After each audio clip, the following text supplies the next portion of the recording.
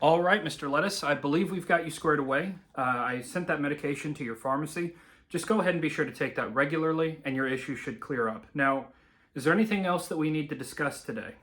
Actually, I do have a question for you. Is it too small? Well, I'm not going to lie to you, Mr. Lettuce. It's on the lean end of the bell curve. I've certainly seen much larger, but it should get the job done. It's just going to take some effort on your part. Do you understand? Oh no, I understand. I've got a list all typed out, and I'm bringing cash, so I think that might make buying easier. I'm sorry, but what exactly are we discussing? This convention that I'm going to, obviously. Oh, I thought we were talking about your micropenis.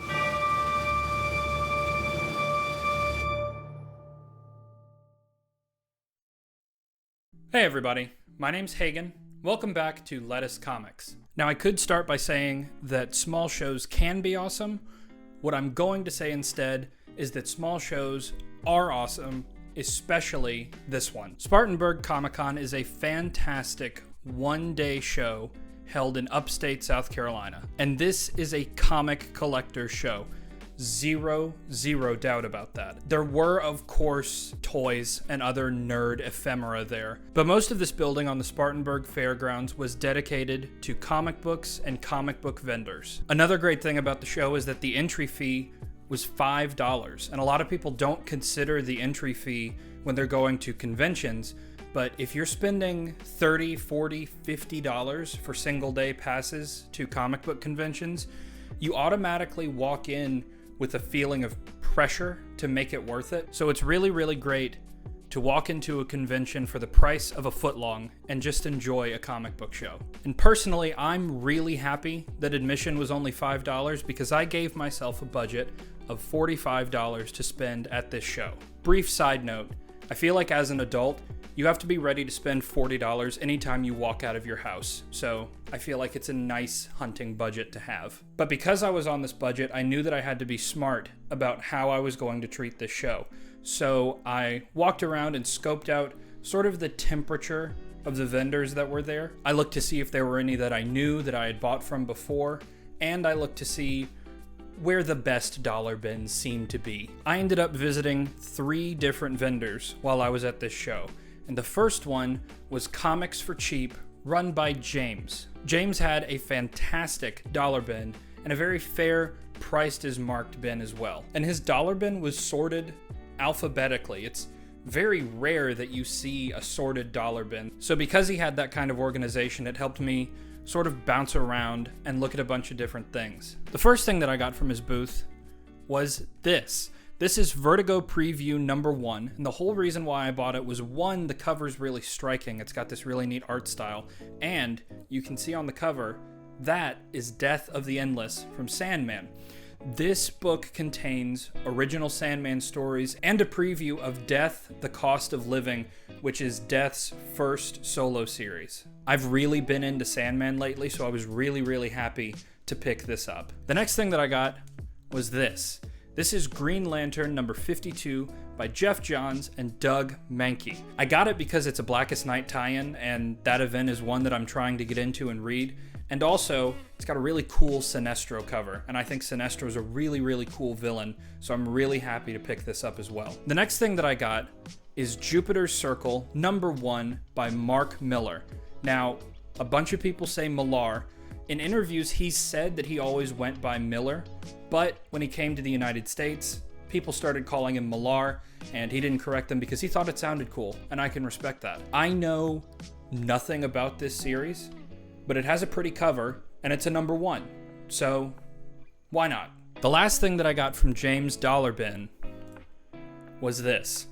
Now, I'm sorry that you have to look at this, but I love awful covers, and it really doesn't get much more awful than Morbius the Living Vampire number 2.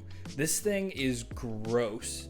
It's yucky. Even though I only paid $1 for it, I might have overpaid for this book by like a factor of 100, but it's such an awful cover that it transforms into pure comic book magnificence. So I'm really happy to add this to my collection. I don't know if I'm going to sully my wall with it at any point, but we'll just have to see. So all of that stuff I got out of the dollar bin. Then I moved over to the priced as marked bins. And the first thing that I got there was this. Now, this is the Marvel Fumetti book, #1. And I don't really think I need to explain why I got it. It has a bunch of Marvel creators on the cover, and most prominently is Stan Lee. I don't know anything about the inside of this book, and I'm intentionally not reading it because me, Nate from Hall Yeah Comics, and Jacob from Bone Claws Comics are all planning on reading this at some point, like a comic book club, and talking about it. But regardless, I saw this a couple weeks ago, thought it was hilarious, and knew that I had to have it. So as soon as I saw this in that back issue bin, I jumped. The next thing that I got out of this bin is this. Now this is the New Avengers #1 by Brian Michael Bendis and David Finch. This isn't a series that I know much of anything about, but again, it's a #1, so I can jump in right here and know what's going on. And I have heard really good things about this storyline, so I'm really excited to check it out. The next book that I got is this. This is Captain America #157, and it features an all-Steve writing cast with Gerber and Englehart and Sal Buscema as the artist. I had this hole in my run, and obviously I needed to fill it, and it's a small key. It's the first appearance of the original Viper, not Madam Hydra, who later becomes the Viper. It's the first, but you don't care. I needed it to fill in my run. I also got this. This is Dazzler #1, written by Tom DeFalco, with art by John Romita Jr. and John Romita Sr. Now, the reasons why I got this are twofold. One, it's an iconic cover. Like, it sort of sticks in my head, and even though I'm not an X-Men or Dazzler collector, this is one of those comic books that almost everyone recognizes. The second reason is that Nate from Hall Yeah Comics has corrupted me, and as soon as I figured out that he liked Dazzler, I knew that I needed to pick one of these up. It was just time. The last book that I found at this booth was this. Now this is Vader Down by Jason Aaron #1. It's sort of a one-shot that starts an arc that bounces between different comic book series. But this comic book here contains the single most badass Darth Vader moment I've ever seen on camera or in comics.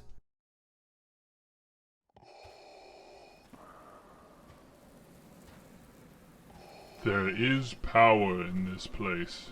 I can feel it stirring. This world was once the site of a Jedi temple. No wonder the boy... Darth Vader! Lay down your weapons! You are surrounded!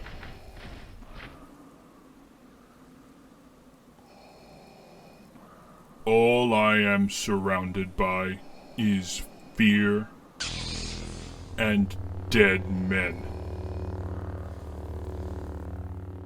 That's a scene that I've shown to my friends, and everybody agrees with me that it's absolutely fantastic and perfectly captures Darth Vader. So when I saw this there, I knew that I had to have it. Now that's not everything I bought. I did get some comic books, and I've already sent them out to friends, so I can't show you them. But this is everything that I got from me, and I was able to walk away from this booth with these comic books for $25.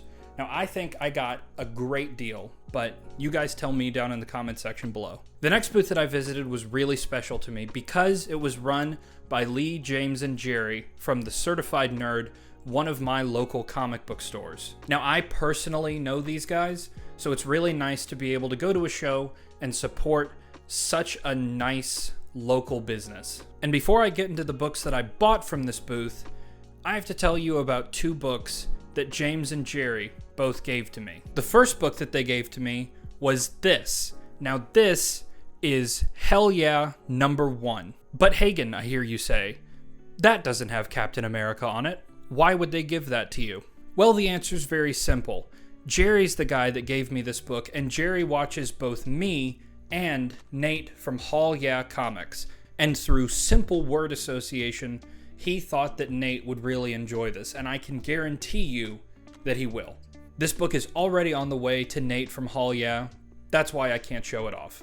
But a big, big thank you to Jerry for thinking of both me and Nate from Hall Yeah Comics. The next book that was given to me by James, and it's this. This is Frank Miller's The Dark Knight Returns, an absolutely iconic comic book story that I've never owned in print. I've read it online before, but I've never actually gotten to turn the pages of this. And while James was showing me some of the stuff that he got, and we were both getting excited over the different things that we were able to get from this convention, I mentioned that I'd never owned this before, and he just handed it right to me. He said that he picks this up all the time and that he was happy to give me a copy. So I am so thankful to you, James, for giving me this awesome book. So to go ahead and start with the books that I actually bought from the Certified Nerd, I'll begin with the Cap run filler that I got, starting with number 325. Now this is from Mark Gruenwald's run on Cap, and it has a cover by Mike Zeck. You can see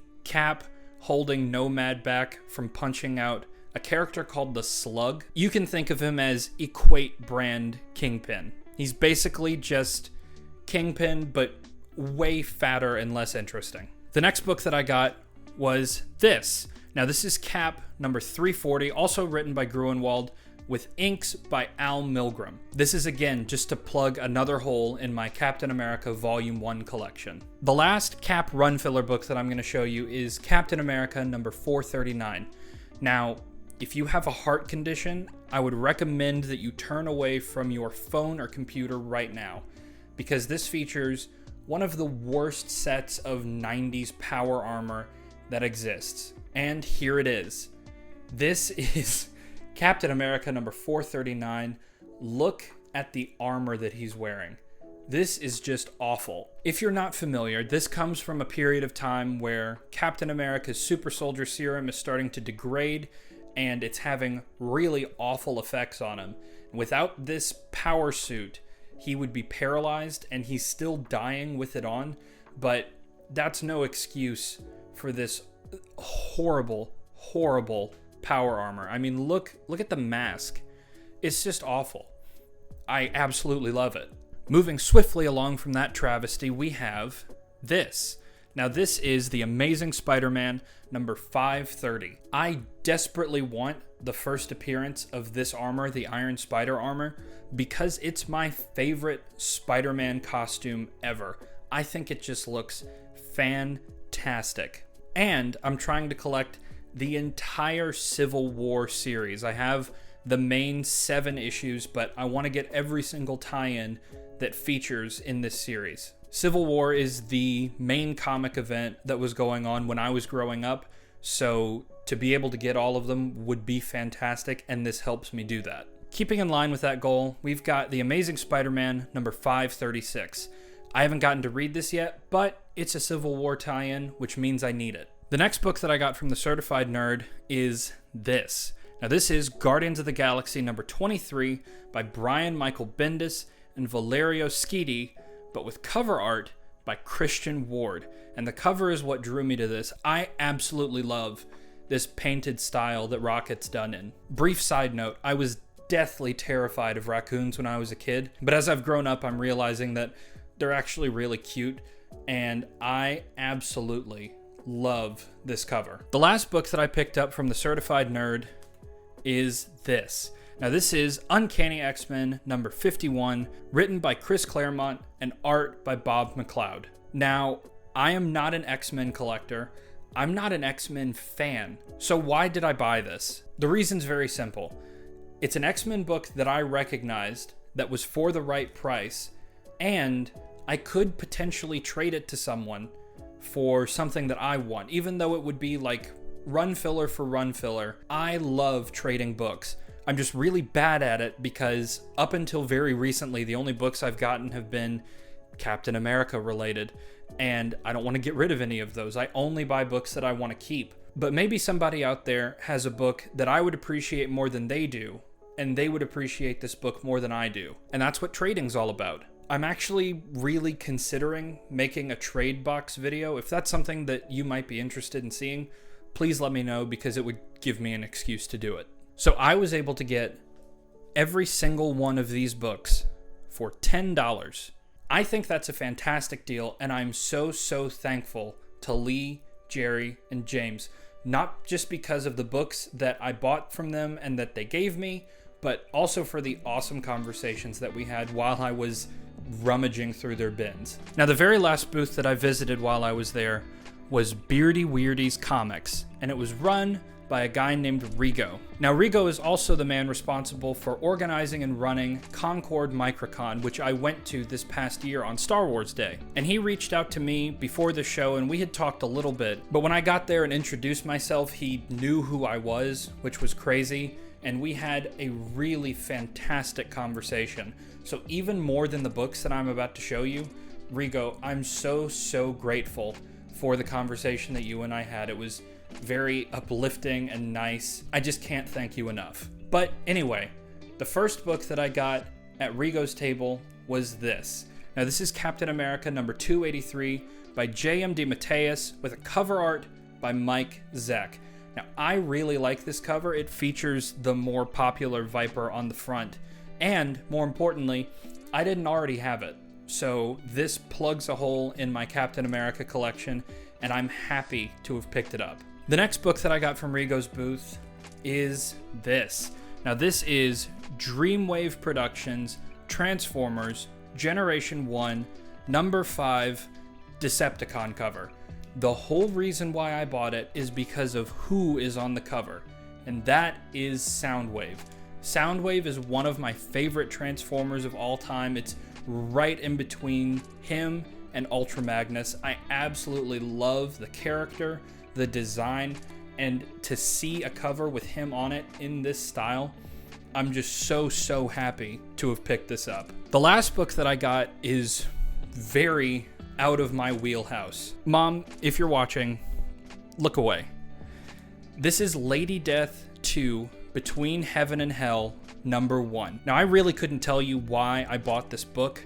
I saw the foily trade dress, I saw the woman on the cover, and it was just neurons activated, and I picked it up. Now, these books were originally marked at $3 a piece.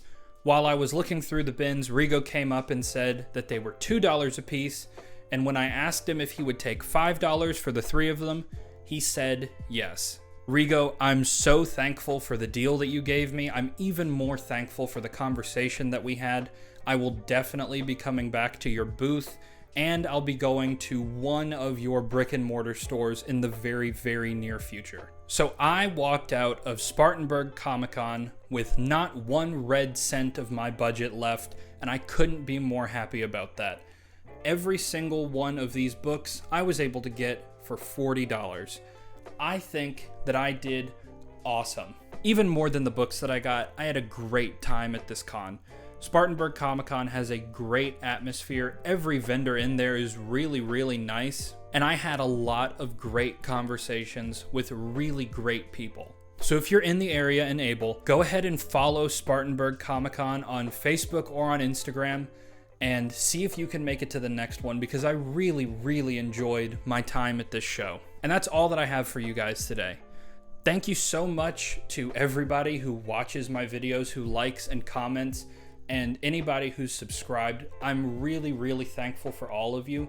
This channel has grown so much faster than I ever thought it could, and you, person watching this right now, are the reason for that. I wish that I could meet every single one of you and thank you personally, but this will just have to do. Like, comment, subscribe if you want to, and I'll see you in the next one. Thank you so much. Bye.